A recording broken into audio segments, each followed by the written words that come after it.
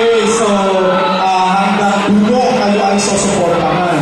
Unahin muna natin ang lakan sa kanyang pagkuha ng bilang o numero. Okay, ang kanyang numero ay parang nanalo tayo sa number 7, bilang 7.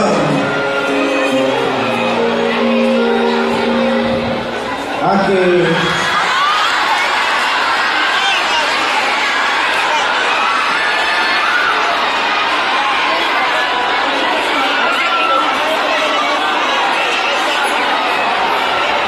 Sige, pwede na tayong magsalita.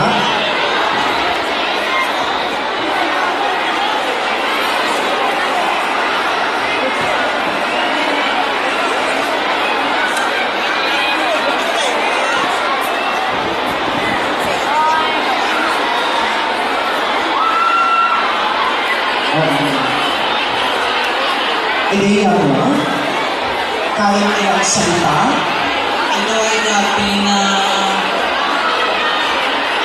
ginagawa ng mga ito ay ginagawa dati ng mga minuno natin kung paano magbigaw at kung paano manghanas ng mga tao at kung paano mag-respeto.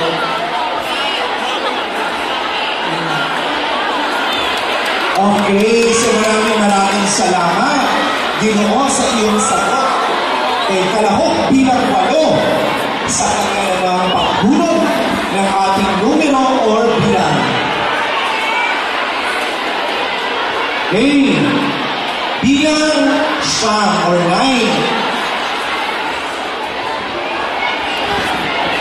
9. Okay.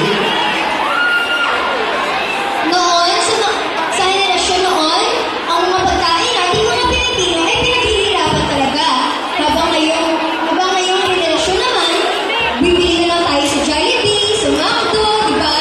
Namamahala na talaga ang ating tradisyon noon na magtanim ng mga bulok, mga halaman upang ating pakain dahil marami ng mga invento at mga restaurant na tinatayo. Maraming salamat.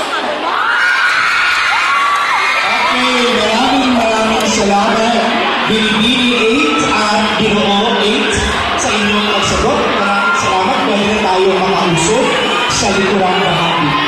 Okay, so palakpakan natin